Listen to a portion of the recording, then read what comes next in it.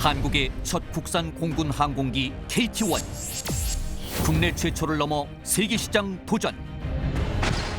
그러나 축제 분위기에서 완전히 초상집 분위기로 바뀌었죠.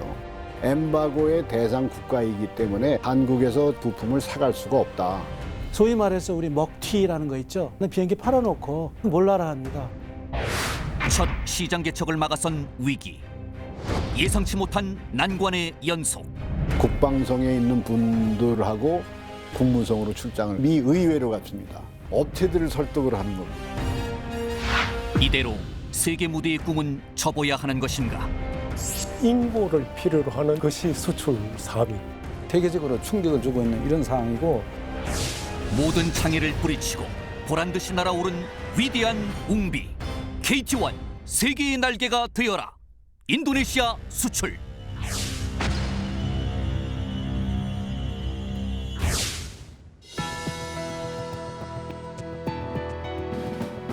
여러분 안녕하십니까?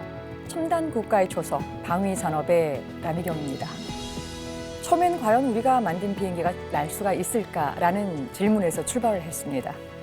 최초의 공군 항공기 개발에 성공을 한다 하더라도 그 항공기가 제대로 날 수 있을지에 대해서는 아무도 장담할 수가 없었습니다.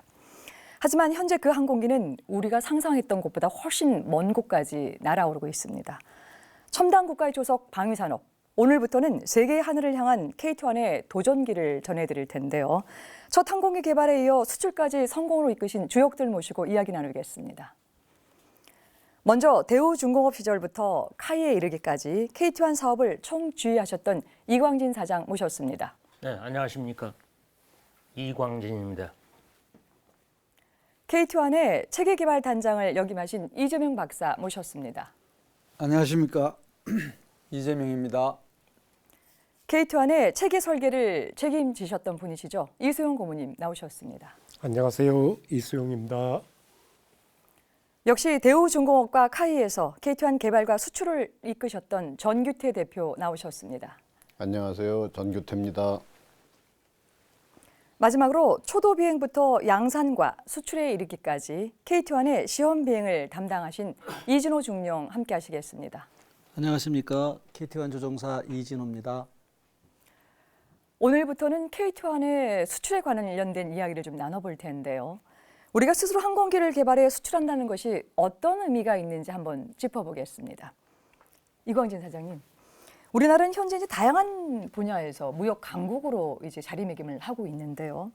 하지만 그 중에서 항공기 수출은 일반 국민들이 잘 모르는 또 영역이기도 하거든요. 심지어 우리가 항공기를 수출하고 있다는 사실도 좀 모르시는 분들도 계시고요. 이미 이제 반도체나 휴대폰에 이제 어느 정도 선도 그 업종으로 가고 있기 때문에 굳이 항공기까지 우리가 수출에 힘을 좀 쏟아 부어야 할까라는 생각을 가진 또 일반 그 부분도 있습니다. 항공기 수출의 중요성과 또 이 항공기 수출이 국가 경쟁력에 좀 상당한 영향을 좀 미칠 것 같은데요. 이것을 국내외 사례를 좀 들어가지고 좀 명확하게 좀 설명을 좀 주시죠. 우리나라의 그 모든 산업들이 비슷한 유형을 갖고 있을 텐데 처음부터 수출만을 위해서 어떤 제품을 개발하거나 생산하지는 않을 겁니다. 그것은 특히 우리나라가 규모가 작기 때문에 내수만을 위해서 그 제품을 개발해서 시장에 내놓게 되면은 그 여러 가지 문제가 발생을 하겠죠. 그래서 결국은 가는 게 이제 수출 쪽을 볼 수밖에 없는데 KT-1도 마찬가지입니다. 처음부터 우리가 수출을 해야 되겠다. 수출을 위해서 개발한 비행기는 아닙니다. 우리 공군이 소요제기를 해줬기 때문에 그 공군 소요제기에 대한 그 공급을 해주기 위해서 우리가 개발을 했는데 개발이 다 끝나고 공군에 납품을 해서 사용하다 보니까 성능도 괜찮고 그다음에 가격 면에서도 국제 경쟁력이 있다 하는 게 입증이 된 겁니다.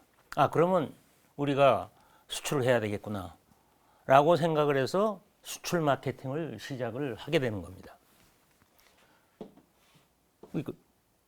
개발을 해서 국내용으로만 쓴다고 보시면은 개발 기간 10년, 양산 한 5년 하면 우리 양산 5년에서 분해 납품하고 그 끝낸다 그러면 5년이면 그냥 끝입니다.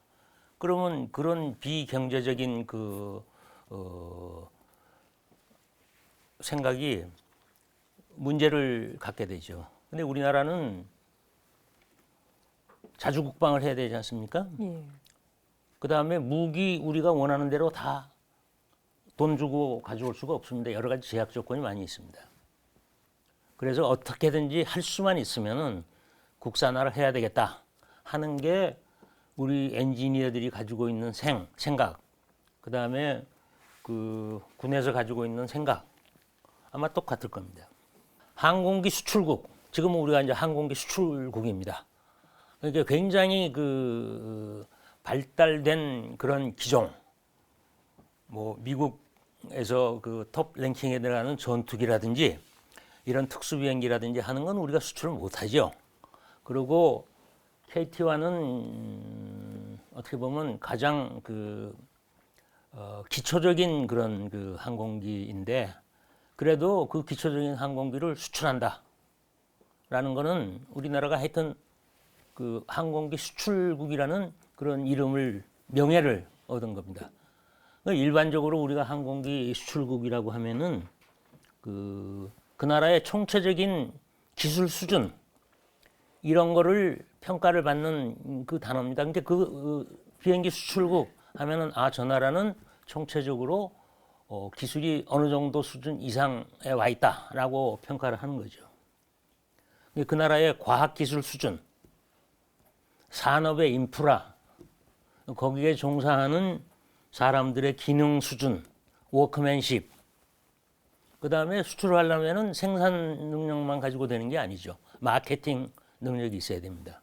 그래서 그 마케팅 능력, 이런 것들을 총체적으로 묶어서 저 나라는 이런 것들이 모두 갖추어져 있는 아주 상위 그룹에 속하는 그 나라다라고 평가를 받는 거죠.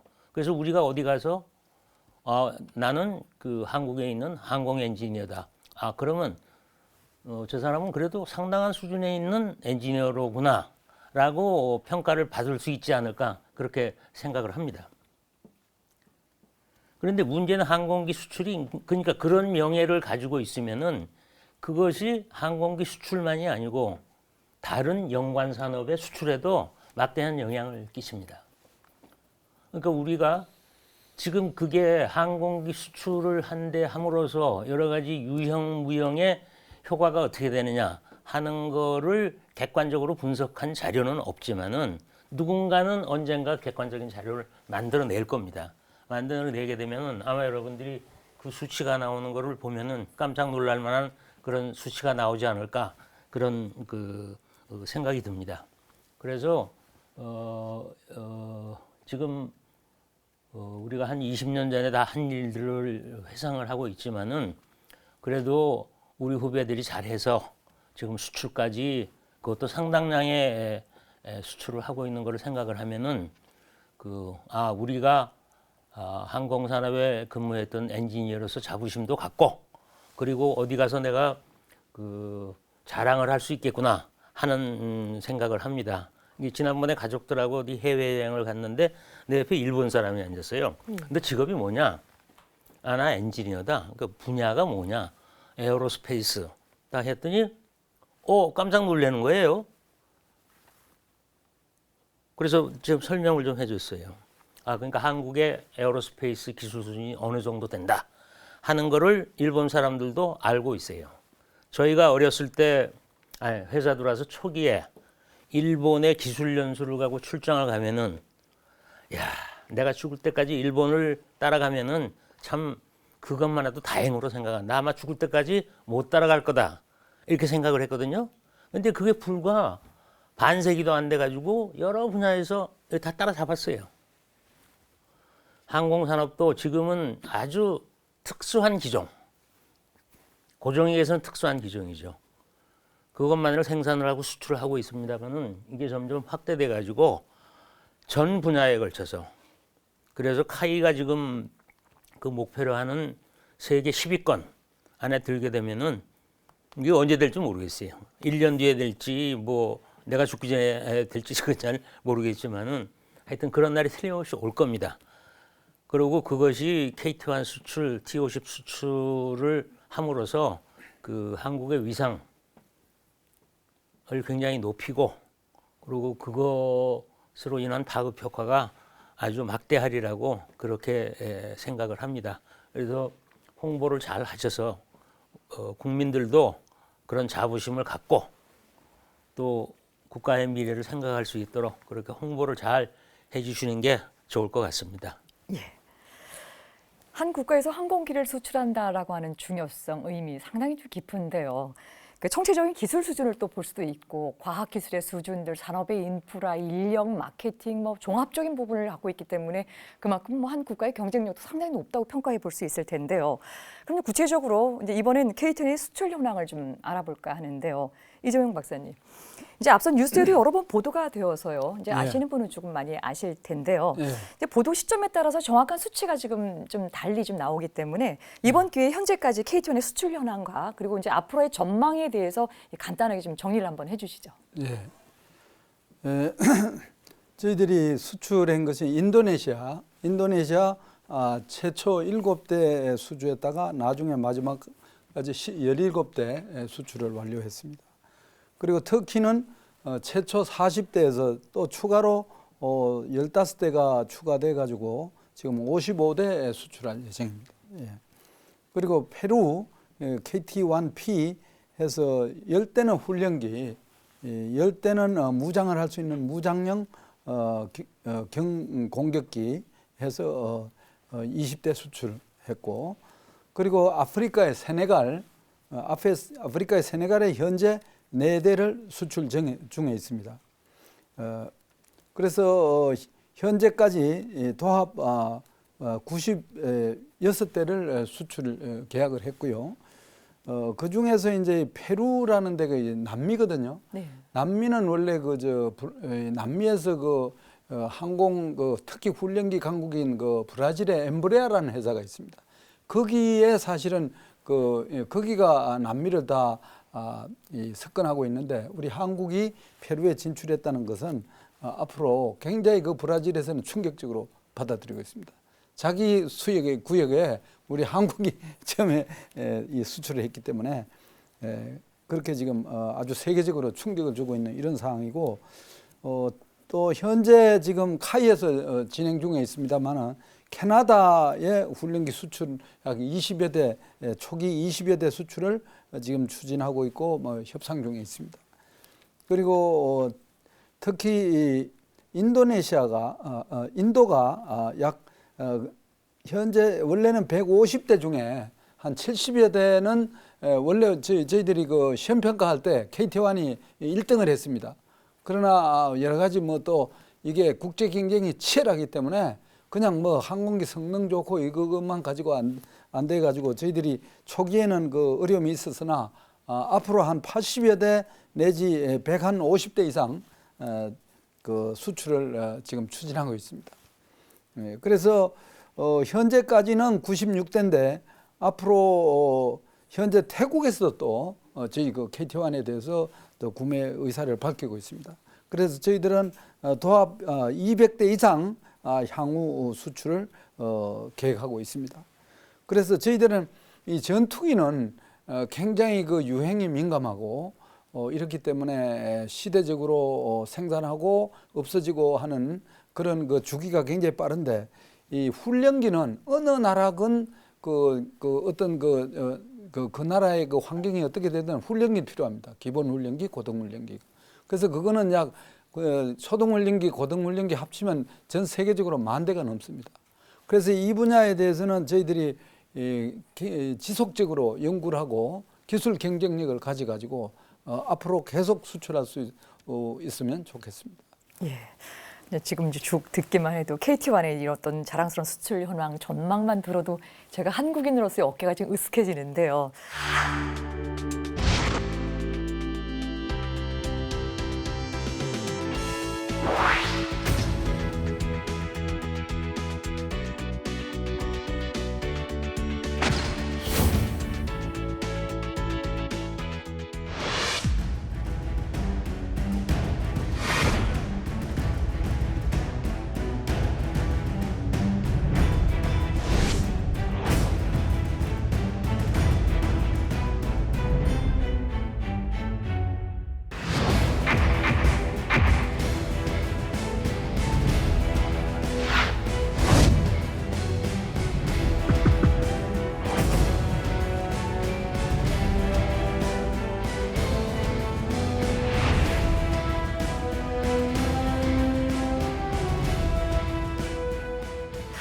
저도 기억이 납니다만 KT1을 인도네시아에 수출하게 됐다는 뉴스가 보도되면서 국민적으로 정말 되게 기쁘고 환호했던 기억이 좀 그렇습니다. 나는데요. 네. 보통 이제 항공기 수출은 우리가 선진 항공을 업체를 갖고 있는 미국이나 또 프랑스 같은 일부 선진국만 가능한 일이다라고 생각했던 터라서 상식을 뛰어넘는 이런 것이 있었기 때문에 굉장히 또 그 기쁨도 더했다는 생각이 좀 드는데요. 그런데 이제 우리가 모두 기뻐하고 있었던 그때 그 인도네시아의 수출 계약이 그 자체가 수포로 돌아갈 뻔한 또 일이 있었다고 하는데 어떤 이야기입니까? 이제 EL 문제인데요. EL 문제인데 그거는 제가 타스크포스 팀장을 해가지고서 너무 고생을 해가지고 지금도 20년이 지났지만 아직도 기억이 생생하기 때문에 좀 자세히 말씀을 드리겠습니다. 예. 계약을 했죠. 인도네시아하고 7대 약 5천억 정도 규모의 이제 계약을 했는데 뭐 우리나라에서 처음으로 항공기 수출 계약이기 때문에 얼마나 신문이라든가 뭐 방송에 뭐 9시 뉴스에 거의 탑으로 나올 정도로 해가지고서는 KT1 수출에 대해서 국민적 관심이 굉장히 많았었는데 계약하고 나서 한 20일 정도가 지났을 겁니다. 20일이 지났는데 미 국무성에서 주미 한국 대사관에 편지가 갔어요. 편지가 가가지고 당신네들 지금 매스컴이라든가 이런 데 보면은 인도네시아에 항공기를 KT1을 계약을 해가지고 수출하는 걸로 알고 있는데 지금 상황에서는 인도네시아에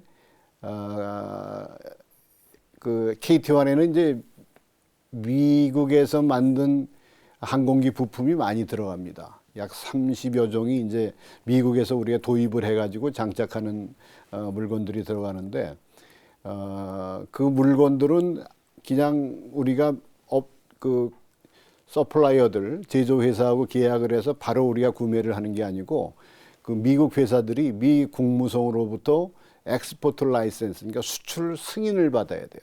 수출 승인을 받은 거를 근거로 해가지고서 우리한테 이제 납품을 하게 되는데요. 그 엑스포트 라이센스 승인을 받으려면 수출 승인을 받으려면은 엔드 유저가 명기가 됩니다. 그러니까 최종적으로 이 부품을 어느 나라에서 쓰느냐. 그래서 우리나라에서 쓴다 그러면은 지금까지 개발할 때라든가 양산할 때 문제가 없었죠.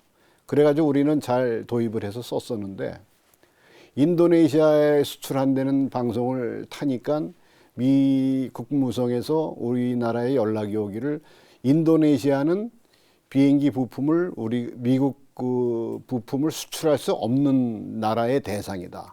그거를 이제 전문용어로 엠바고라고 얘기를 하는데요. 방송도 뭐 엠바고가 있지 않습니까? 그래서 엠바고의 대상 국가이기 때문에 한국에서 자기네들 부품을 사갈 수가 없다.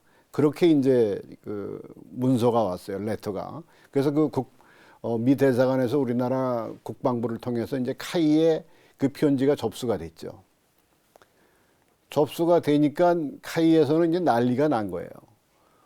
이 비행기를 수출한다고 이제 홍보도 하고 뭐 계약도 하고 그래가지고서 온 나라가 지금 축제 분위기인데 갑자기 비행기 수출을 못하게 되는 상황이기 때문에 회사는 뭐 축제 분위기에서 완전히 초상집 분위기로 바뀌었죠. 그래서 내용을 알아보기 위해서 이제 그때 T50 관련되는 미국의 변호사가 있었습니다. 저희 카이에 자문 변호사가 있어가지고 그분도 이제 엑스포트 라이센스 관련해 가지고서 자문을 해주는 분인데 그분한테 이제 카이에서 질의를 했죠. 지금 우리가 이런 레터를 받았는데 지금 상황에서 어떻게 대처를 해야 되느냐. 근데 그분이 이제 레터 회신이 뭐냐면은 미 국무성이 그 정도 문제를 삼으면은 더 이상 그 부품을 구매할 생각을 하지 말고 계약을 파기를 해야 된다. 인도네시아하고 계약을 파기하는 거를 권한다고 이제 회신이 온 거예요. 그러니까 더 난리가 났죠.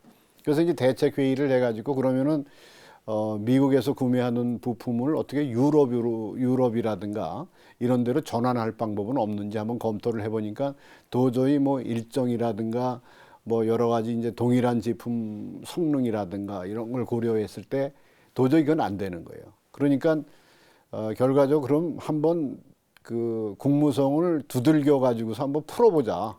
이 문제를 풀어보자. 근데 과연 카이라는 조그만 회사가 미 국무성을 움직여 가지고서 엠바고 대상 국가의 물건을 팔 수가 있겠는가 하는 이제 회의도 들었지만은 그래도 노력은 해보자고 그래가지고서 이 상태에서 뭐 그 문제 때문에 인도네시아하고 계약은 파기가 할 수 없으니 우리가 노력을 해보자고 그래가지고 이제 그럼 타스크포스를 한번 만들어 보자. 그러니까 타스크포스를 서로가 안 들어오려고 그러는 거예요. 이거는 뭐 이제 도저히 해결할 수가 없는 부분이기 때문에 영업에서도 자기네들은 뭐 이제 계약을 했으니까 이제 문제는 그 공장에서 풀어라. 그렇기 때문에 뭐 저는 이제 그 당시에 KT1 사업 책임자를 하고 있었기 때문에 그럼 제가 타스크포스 팀장이 되고 관련 인원들 한두 명을 이렇게 해가지고서 한번 풀어보겠습니다 하고서 타스크포스를 형성을 했죠. 그 다음부터는 이제 타스크포스를 형성을 하고 그 다음부터 이제 고난의 행군으로 들어간 겁니다.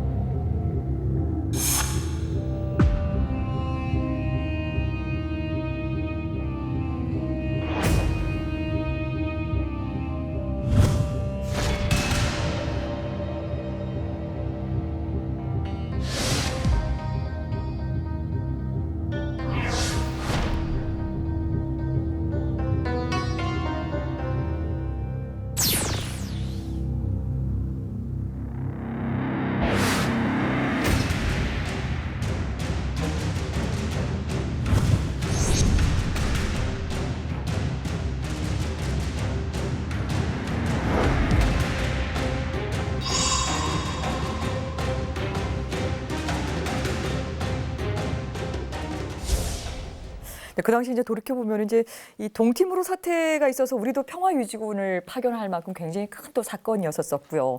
또 그때 파견된 상록수 부대의 활약이 굉장히 컸기 때문에 뉴스 보도들을 또 접했던 기억들이 지금도 이제 생각이 나는데 그 이면에 KT1의 수출 문제 이렇게 어려움을 겪었다라고 하는 거 오늘 또 처음 알았습니다. 근데 전 대표님. 이제 결국 문제가 인도와 인도네시아하고 미국과의 우리를 떠난 국가들의 그렇죠. 문제라서 우리가 어떻게 활약을 할 수 있는 영역이 아니라서 손대기가 굉장히 어려웠을 텐데 어떻게 이 문제 해결하셨습니까? 바로 이제 EL 문제 엠바고가 걸린 문제가 인도네시아에 엠바고를 거는 이유가 그 동티모르의 인권 문제 때문에 엠바고 대상 국가가 됐는데요. 예. 처음에 이제 타스크포스 형성을 해가지고서 어디서 시작해야 될지 참 난감한 상태였었는데 그때 이제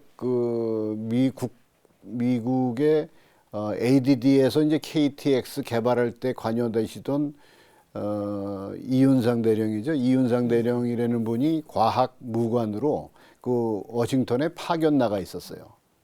그래서 일단은 그분이 이제 KT1 개발할 때 같이 참여를 했었고 그러기 때문에 그분하고 연락을 취해가지고 지금 상황이 이런 상황인데 그럼 어디서부터 첫 발을 들여야 될지 잘 모르니까 좀 조언을 부탁합니다. 그래서 저희가 연락을 하니까 그분이 국방성은 관계가 없는 부서입니다. 국무성이 관계가 있고 EL에 대해서는. 근데 국방성에서도 EL에 관계되는 분들이 많이 있기 때문에 국방성에 있는 분들하고 얘기를 나눠볼 테니까 조금만 기다리라고 그래가지고 연락이 온 게 일단은 출장을 와라. 출장을 와가지고 상황 설명을 국방성에 계시는 분들한테 해가지고서는 그 다음 대책을 강구를 하자고 그래가지고서 그 TF 팀에서 이제 국방성을 방문한 거죠. 펜타곤을 이제 방문을 해가지고 국방성에 관계되시는 분들하고 앉아가지고 자초지종을 이제 설명을 했죠. 이 KT-1은 우리나라 이제 수출이 국민적인 여망인데 이게 만약에 미국의 엠바고 문제 때문에 수출이 다시 난항을 겪게 되면은 KT-1 자체의 문제가 아니고 한미 간에도 이제 국민적 감정의 소설을 많이 했었어요. 그래서 이런 문제가 있기 때문에 이거는 꼭 미국에서도 예외 조항을 두더라도 이 문제는 좀 해결을 해줬으면 좋겠다. 그래서 이분이 내용은 잘 알았고 자기도 이 문제를 해결해야 되겠다는 그 의사에 동의한다. 그러니까 자기가 국무성의 EA를 담당하시는 분들하고 협의를 해가지고 어떻게 풀을지를 나한테 연락을 해줄 테니까 일단 돌아가시오. 그래가지고 돌아왔습니다. 돌아왔는데 이분이 나름대로 이제 노력을 해가지고서 그 국무성에서 그 우리한테 레터를 보낸 분을 찾아냈어요. 그래서 레터를 보낸 분을 찾아내가지고서 그분하고 협의를 해가지고서 얘기를 하니까 그분이 이제 그러면은 한국 측의 얘기를 한번 들어볼 테니까 관련되는 사람이 자기를 찾아와가지고서 상황 설명을 좀 해줬으면 좋겠다. 그래가지고서 뭐 돌아오자마자 얼마 있지도 않아가지고서 또 국무성으로 출장을 갔죠. 그래서 자료를 잘 만들어가지고 그 자료는 이제 그 국민적 감정에 호소하는 이런 자료를 만들어가지고 그분하고 국무성을 방문해가지고 5시간을 회의를 했어요. 5시간을 뭐 설명도 하고 뭐 그래가지고 이제 이 사람이 처음에는 뭐 자기네들하고 협의도 안 하고 뭐 매스컴을 타고 그래가지고 뭐 굉장히 불만을 토론하던 양반이 5시간 후에는 우리 편이 돼가지고 그럼 자기도 이 문제를 풀어주기 위해서 노력을 하겠다. 이제 그런 정도까지 됐어요. 그러고 나서 계속 연락을 취하자. 자기 나름대로 노력을 할 테니까. 그래서 이분이 여러 각도로 이제 그 KT-1 이제 저희가 이제 전략을 2가지로 세우는데 아까 말씀드렸던 이제 국민적 감정에 호소하는 거 하나 하고 그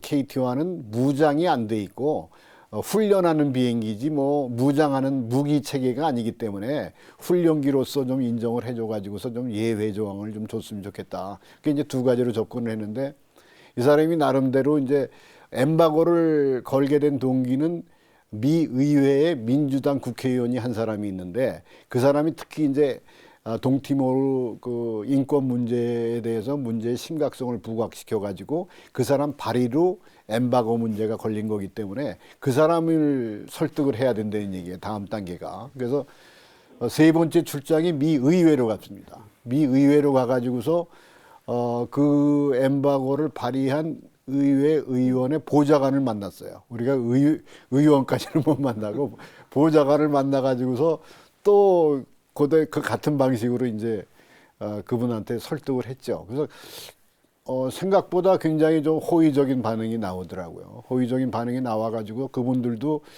자기네들도 방법을 찾기는 찾아보겠는데 과연 뭐 엠바고를 걸어놓은 상태에서 이게 예외 조항이 될까 하는 의문을 갖더라고요. 그러고 났는데 9.11 사태가 터진 거예요. 9.11 사태가 터져가지고서는 제가 또 회의를 하기 위해서 9월 10일 날 미국에 또 들어갔어요. 이 문제 때문에. 근데 9.11 사태가 나고 나서 외국의 국가 원수로는 처음 미국을 방문한 나라가 인도네시아입니다.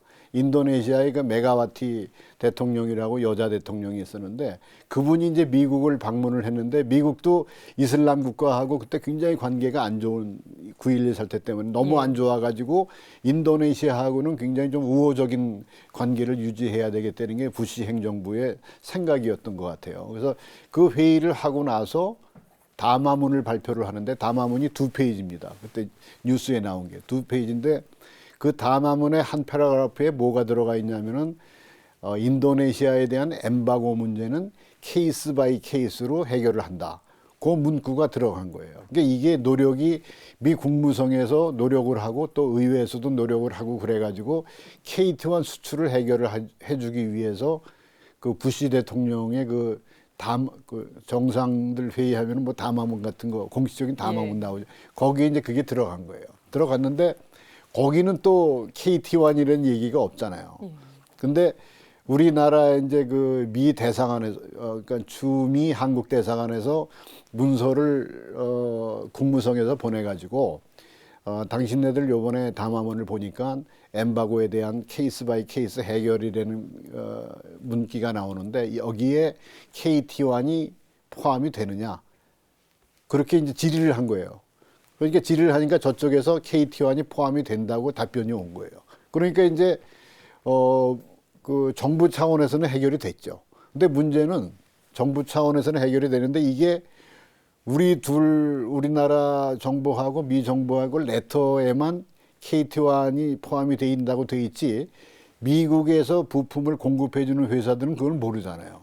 그러니까 이 회사들이 이제 해결을 하려면 이 회사들이 미 국무성에다가 EL 신청을 해야 그 EL이 승인이 떨어지고 그걸 근거로 해서 이 사람들이 부품을 공급을 해 주는데 이 사람들이 이제 케이스 바이 케이스라는 것만 나와 있지 KT1이라는 건 안 들어와 있기 때문에 감히 그 미국도 저 민간 기업이 굉장히 그 정부 기관을 어려워하더라고요. 감히 신청을 못 하는 거예요.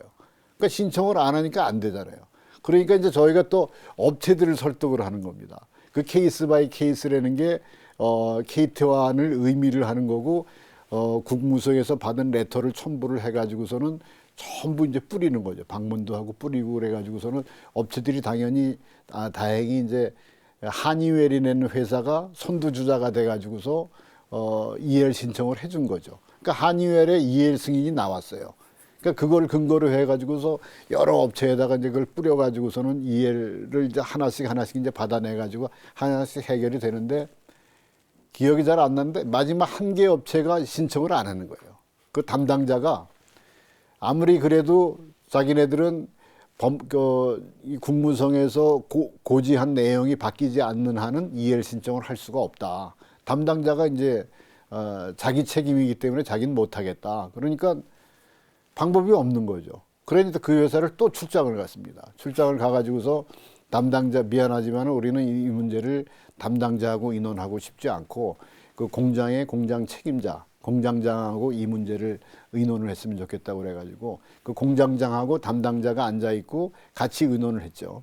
의논했는데 우리가 설명을 하니까 공장장이 이제 느낌이 이 담당자가 너무 무리하는구나, 오버 액션을 하는구나 하는 생각이 들었는지 우리한테 이제 별도 자기네들이 한 1-20분 별도 회의를 하고 올 동안만 잠깐 기다려달라고 그러더라고요. 그럼 나가더니만 담당자를 설득을 했는지 뭐 야단을 쳤는지 들어와 가지고서는 우리들 입장에 수긍을 하고 자기네들이 이제 EL 신청서를 보내겠다.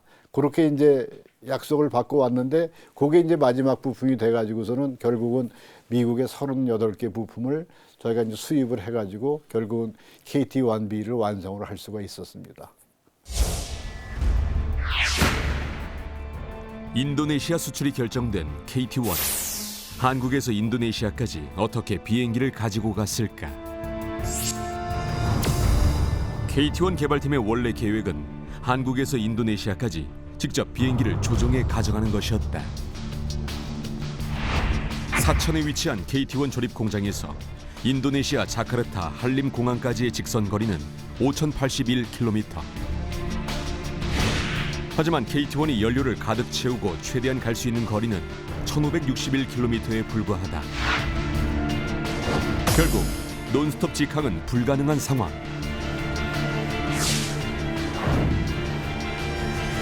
결국 KT1 개발팀은 날씨와 예비 연료를 고려해 한 번에 비행 가능한 구간을 약 1,120km 정도로 설정했다. 이 계산에 의하면 사천을 출발해 자카르타에 도착하기까지 일본과 필리핀 등 모두 7구간을 경유해야 하며 이동 기간도 꼬박 4일이 걸리는 머나먼 여정이 필요했다.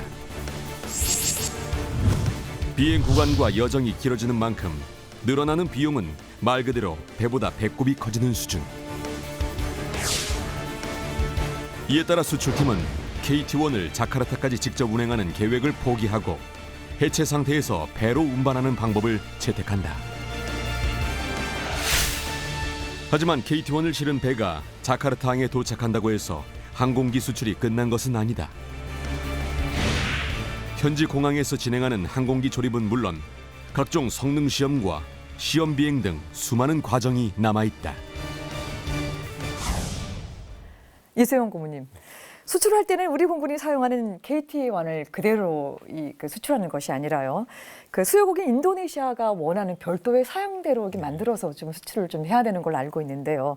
이렇게 제작한 항공기를 보통 우리가 수출기라고 일컫는데 어떻습니까? 이게 수출기로 개조하는 일은 그렇게 어려운 일은 아닌가요? 어떻습니까?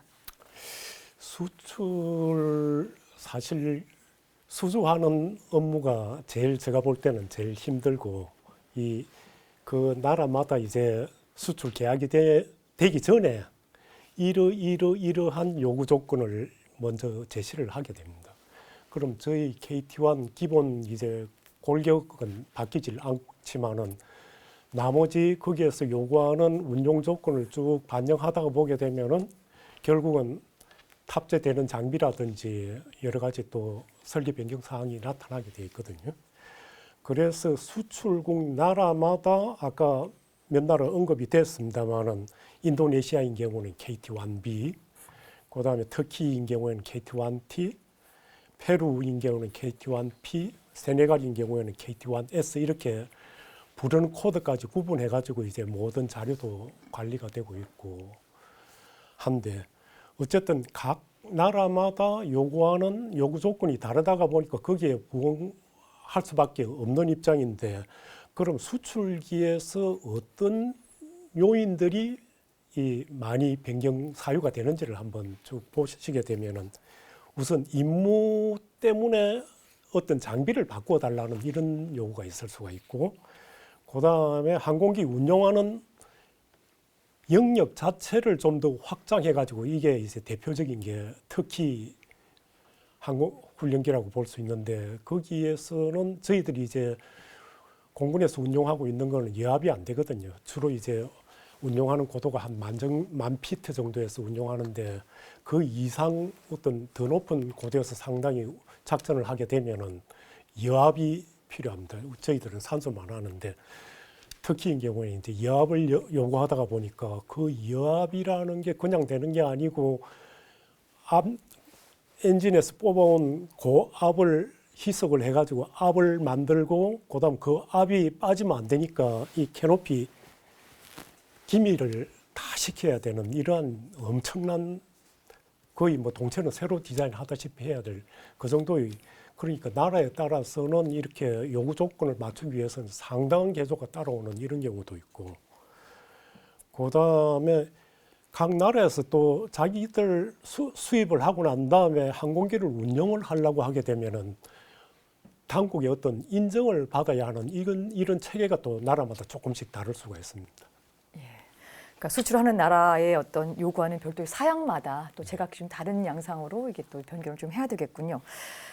그러면 이제 인도네시아에서도 이제 시험 비행을 좀 하셨다고 하는데요. 외국에 나가서 이제 시험 비행을 하게 되니까 이제 여러 가지가 이제 궁금한 점이 있는데 여러 에피소드도 있을 테고 또는 무엇보다도 인도네시아 현지인들이 어떤 반응을 보였는지 궁금한데요. 예, 지난 시간 여기까지는 저는 이제 공군 현역으로서 시험 비행 조종사로 비행대대 대대장으로서 뭐 개발하고 비행기를 받아서 운영하는 거로 했는데 이때의 제 위치는 카이의 시험 비행 조종사였습니다. 여기 계신 이광진 사장님이나 전 대표님께서 그 수출 업무에 좀 경험 있는 사람들이 좀 와서 일 좀 해달라고 저를 추천해 주셔가지고 전역을 하고 카이로 이제 민간 취업을 다시 한 거죠. 그때 그 인도네시아에 가 있을 때는 저는 이제 관리자나 이런 고급의 의사결정권자는 아니라 실무자로서 그 있었던 제 분야에서 느낀 그 분위기는 어땠냐면 인도네시아 사람들은 한마디로 진지했습니다. 그 진지하다는 게 두 가지인데요. 하나는 CA-350라는 비행기를 인도네시아는 벌써 생산하고 있었죠. 우리나라보다 20년 먼저 항공을 시작한 국책에 의해서 그런 나라거든요. 그래도 불구하고 CA-350가 인도네시아 자체 비행기가 아닙니다. 그 라이센스 프로덕션이라 그래서 그 기술 와서 생산을 하는 수준이었었죠. 근데 우리보다 20년이나 늦게 시작한 나라에서 자국산 비행기를 가지고 와서 자기한테 파는 겁니다. 그래서 진지하다 그랬는데 우선은 부러움이죠. 자기들은 못했는데 도대체 한국은 어때? 그 다음에 그러면 그런 나라로부터 우리의 부족한 점이 뭔가 뭐 얻을 게 없나 하는 기대감. 두 번째는 우려였었습니다. 그 우려는 뭐냐 하면 그 나라나 어린나라 개독이나 좀 저하는 나라들이 항공 선진국들로부터 항공기를 받아서 그동안 많이 썼는데 소위 말해서 우리 먹튀라는 거 있죠. 대부분의 항공 선진국들이 힘없고 그런 나라는 비행기 팔아놓고 그 다음에 몰라라 합니다. 그러니까 창고에는 비행기가 30대 40대가 있는데 정비 지원이 안 되고 그래서 실제 운영하는 항공기는 몇 대밖에 안 되는 그런 우려. 그래서 한국에서 과연 그러면 지금 신생 국가에서 우리의 이거를 보장해 줄 수 있는 두 가지였었는데요. 그런 걔네들의 그 어떤 진지함이 현장에 있는 저희들은 압박감이죠. 압박감인데 그때 이제 비행기 옆에 있는 우리들 너무나 진지하게 와서 우리를 관찰해 주는 사람들에 대해서 이 문제를 어떻게 불식시킬까 하는 게 본국에 있는 본사에 있는 고급 의사결정권자들의 몫이 아니라 우리는 현장에서 해결할 수 있게 생각을 했어요. 그래서 우리가 한 것은 뭐냐면 이 사람들한테 우리가 그 두 가지를 불식시켜야겠다. 아시다시피 인도네시아는 워킹 타임이 7 to 3입니다. 아침 7시 시작해서 오후 3시에 끝나고 나머지는 프리 타임이에요. 우리는 8 to 5인데 우리는 8 to 6로 했습니다. 그러니까 걔네들이 3시에 일 끝나고 나면 6시까지 우리는 일을 하고 있죠. 처음에는 그냥 구경삼아 아니면 사업관리요원들 몇 명 와서 보던 거라고 했었는데 나중에는 완전히 우리가 일할 때 완전히 무슨 학교 모양 와갖고 쫄쫄쫄 앉아갖고 우리 작업하는 거를 3시간, 4시간씩 구경을 합니다. 우리가 야근할 때도 있었으니까. 근데 그 사람들이 보고 뭐 종합하면은 어떻게 사람이 기계같이 일하냐. 우리가 매놓은 매듭, 그 다음에 고리, 페인트, 이게 완전히 기계로 한 것 같이 한국 사람들이 해내거든요. 그러니까 후발 항공 국가인데 이 사람들이 하는 게 카이, 그때 카이는 바로 대한민국입니다. 이 나라가 이게 졸부가 아니구나. 어느 날 갑자기 와가지고 사기꾼이 아니라 원초적으로 정말로 우수한 능력을 갖고 있나 하는 그러한 거하고 두 번째는 이제 또 이 사람들 와가지고 그러면 비행기 팔아놓고 그냥 몰라라 해갖고 우리 비행기 운영 못하는 거 아니냐. 그렇다고 우리가 무슨 막 갖다 대줄 수는 없잖아요. 어떻게 할까 하다가 오케이. 우선 체계를 갖춰라. 두 번째는 우리 작업자들도 거기 가서 작업할 때 그냥 다 할 수 있습니다. 다 아니까. 근데 다 매뉴얼 갖다 놓고 매뉴얼 짚어가면서 정확하게 하고 그 사람들한테 저 사람들이 매뉴얼대로 하니까 이게 되는구나. 그리고 니네가 요런 체계를 갖추고 요 매뉴얼대로 하면 니네가 운영 기간 동안에 그런 비행기를 그 정비 관련된 운영 유지를 할 수 있다라는 그러한 그 자신감을 불러 넣어 준 거죠. 그래서 그 사람들이 얘기하는 아까 말씀하시는 그 사람들의 우려감이라든가 아니면 부러움 이런 관심들에 대해서 저희들이 현장에서 있었던 우리 일반 작업자들에 의해서 그것이 불식됐던 그래서 과연 KT-1이라는 비행기가 믿고 써도 되는구나라는 것을 인식시킨 그렇게 했습니다. 그래서 총체적으로 얘기하면 대한민국 만세입니다. 네, 말씀 잘 들었습니다. KT-1은 한국 공군 항공기 개발의 첫 작품입니다. 그래서 성공적으로 완성된 훈련기인 만큼 개발 과정에서 얻었던 여러 가지 경험 이런 것들 굉장히 소중한 자산으로 우리가 남겨야 된다는 얘기를 익히 앞선 프로그램에서 계속 말씀을 해왔습니다. 국산 항공기를 수출하는 건 역시 인도네시아 진출이 처음이었기 때문에요. 이 과정에서 얻었던 경험들이 또 소중한 자산으로 좀 남아 있을 수 있을 것 같은데요. 오늘 5분의 패널들 모시고 귀한 말씀 들었습니다. 마지막으로 인도네시아 수출 과정에서 얻었던 경험들 또 소중하게 이야기를 조금 나누고 싶은 부분들 마지막으로 정리해서 듣겠습니다. 먼저 이준호 중령께서 시작을 해주시죠.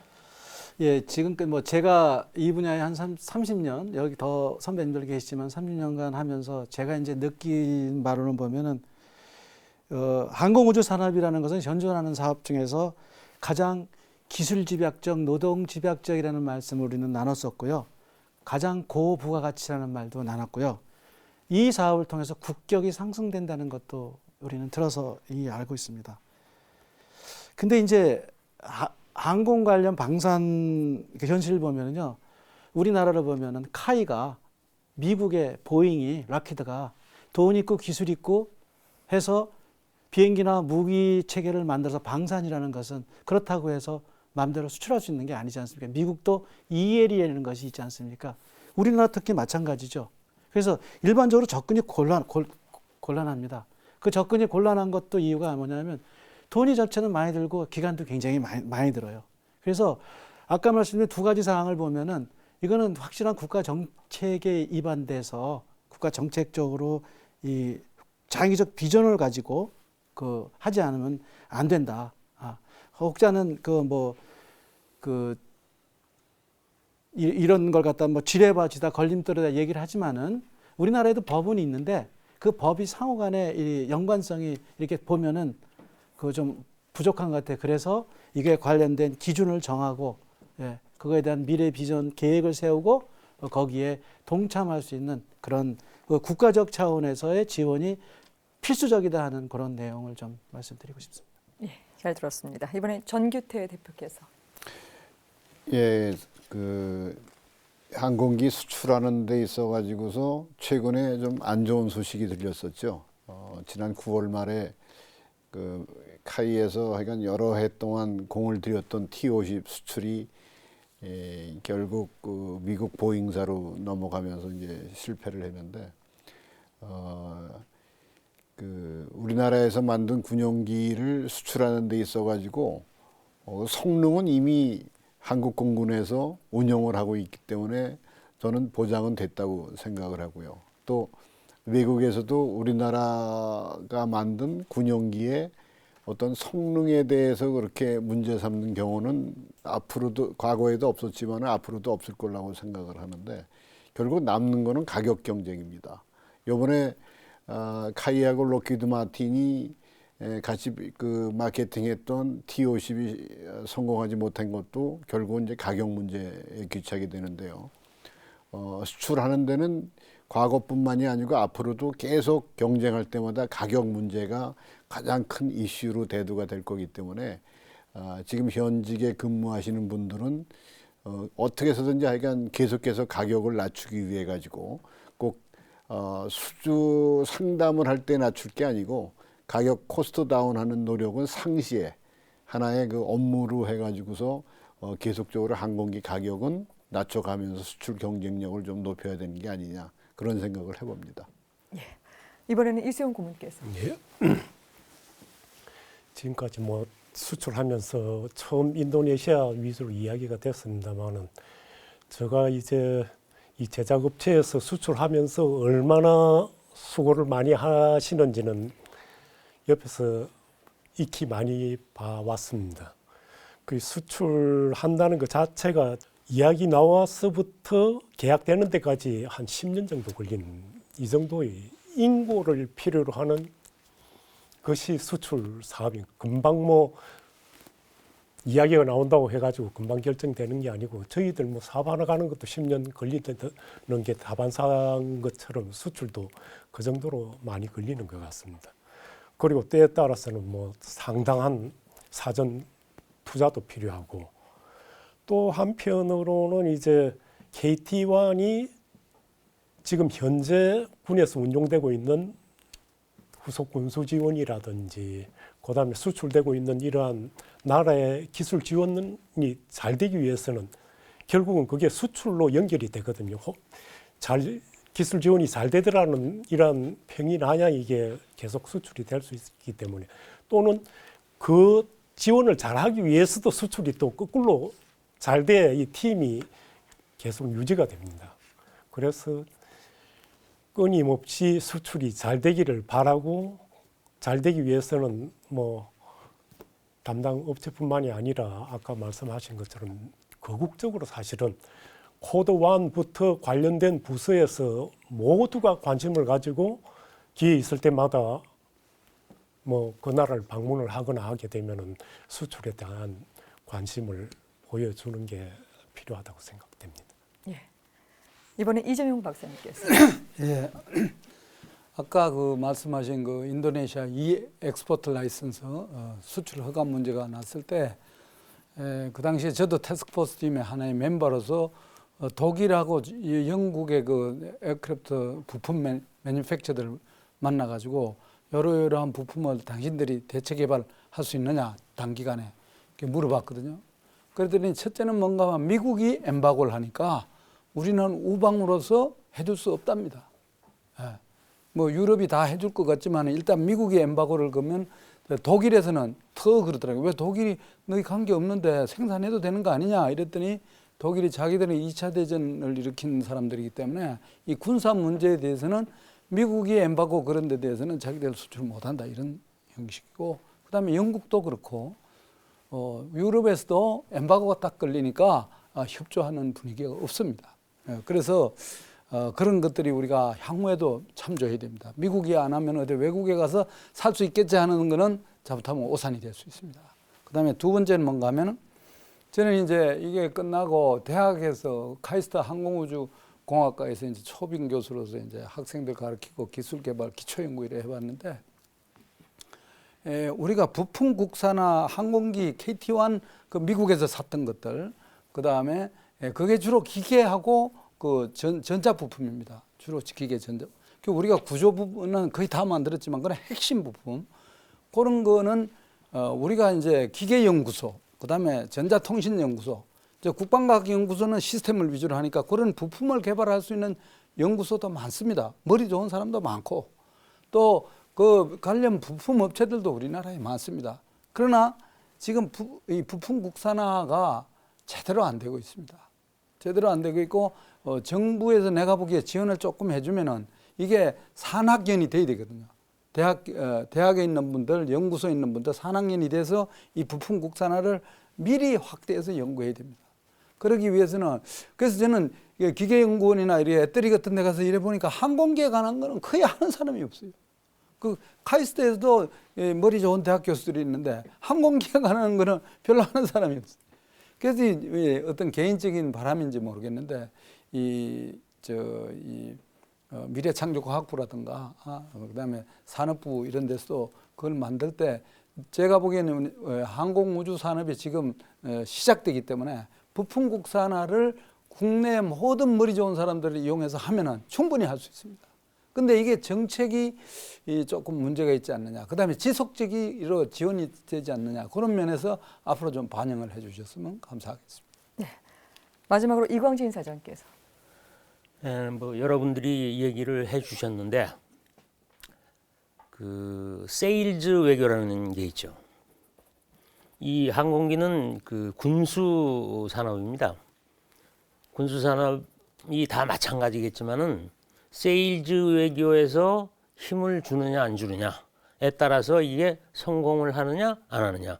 아까 우리 전 대표께서도 얘기를 했지만은 EL 문제가 해결이 된 거는 미국과 인도네시아 정상들이 만났을 때 누군가가 거기다가 이슈화해서 줬기 때문에 그 문구가 나온 거예요. 그게 없었으면 안 되는 겁니다. 그러니까 저는 이 무기 수출 쪽에서 가장 중요한 거는 세일즈 외교 그리고 정부 차원에서 가지고 있는 관심 이게 굉장히 중요하다고 생각을 하는데 물론 업체하고 출연연구기관은 노력을 무지하게 합니다. 그게 자기가 해야 될 본분이라고 생각하고 진짜 죽을 둥살둥 하는데 이 세일즈 외교를 책임지고 있는 정부 입장에서 과연 그렇게 해주고 있는지 그리고 코드와는 또 그만큼 관심을 가지고 있는지 뭐 그런 거에 대해서 의구심을 많이 가지고 있어요.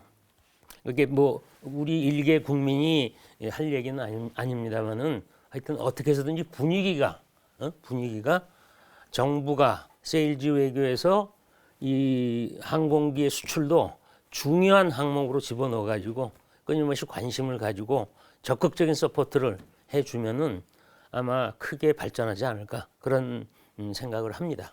예. 마지막까지 인도네시아 첫 수출에서 얻을 수 있었던 경험들 또 간곡한 부탁들 말씀 잘 들었습니다. 오늘 모두 고생하셨습니다.